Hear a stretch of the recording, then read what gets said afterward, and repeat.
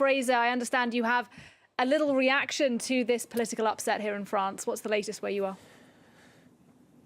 Yes, I've been talking to some US government sources, and it's a bit of a tale of two stories, really. The official reaction is, of course, that the US doesn't comment on domestic politics, and the top line that they gave me for that was, regardless of who becomes Prime Minister, we expect to continue to have a strong partnership and close relationship with the French government on a range of important issues. We don't see that changing. However, when you dig a little deeper, I asked this source whether there was a sigh of relief in Washington at the fact that the leftists are the one that came out on top in this parliamentary election, and that source said that it was, quote, a sigh of relief. That was because the US really was monitoring whether the far right would get into government in France, because that, of course, would dictate how much money went to things like Ukraine.